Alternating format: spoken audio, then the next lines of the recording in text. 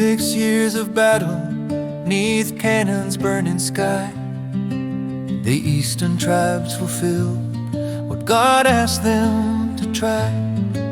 With families waiting on Jordan's distant shore, they fought beside their brothers, not for glory more. Joshua blessed them with tears of grateful peace. Return now to your homeland, let faithfulness increase. They crossed toward eastern country as the day grew dim, and raised an altar by the river's sacred rim. What do these standing stones mean by the river's flow? A bridge into tomorrow, or walls that divide us so? Living in the land that the Lord has freely given, will we be one family or a kingdom split and riven? The news flew fast as desert winds across the land. They've raised an altar treachery throughout our band. The rumor turned to wildfire, suspicion into law. The echo of Achan and Baal-peor's bitter flaw. The western tribes cried out, not this rebellion again. The past pursued with haunting, fear gave voice to pain. But before the call to battle, Manasseh went to hear, with accusation heavy and one last chance made clear. On the blade's edge standing between anger and what's right,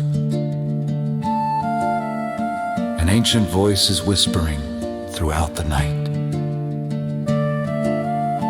A gentle answer turns away wrath, but a harsh word stirs up anger.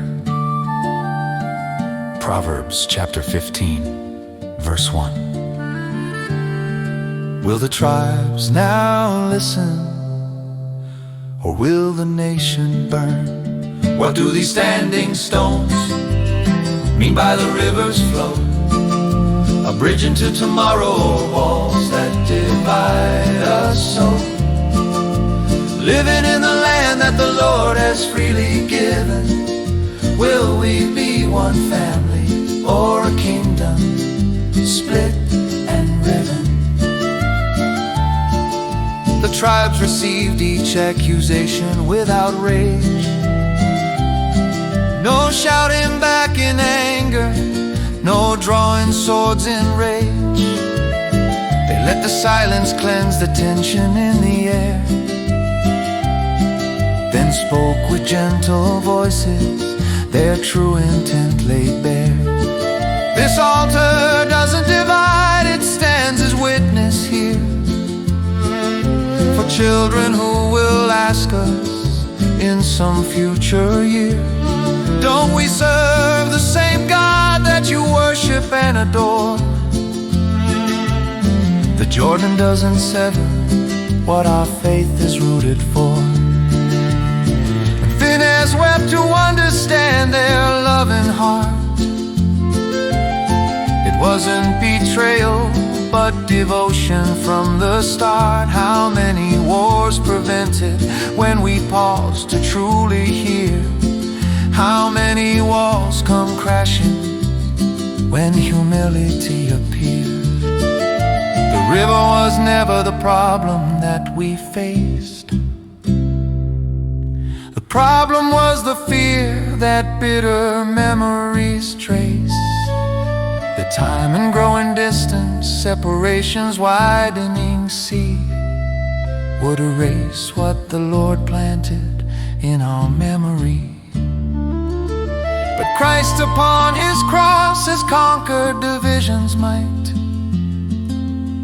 He made two peoples one in reconciling light. He tore the dividing wall down with his blood and grace. We are his chosen people, singing in this sacred space. When truth was heard, no victory shouts arose that day, but tears of joy for peace they'd almost thrown away. They didn't celebrate correctness, but relief profound, that they remained as brothers, family ties still sound. They journeyed to their tents, the altar standing still, a witness to two truths that time can never kill. That unity is built when listening comes first, and love bears all with patience, giving grace that quenches thirst. Now we know what these standing stones mean by the flow, a bridge into tomorrow, not walls that divide us so. Living in the land that the Lord has freely given, we're one united family, a people who've been forgiven. Where is forgiveness reign, there is no east or west, no borders that can sever what this singing has blessed.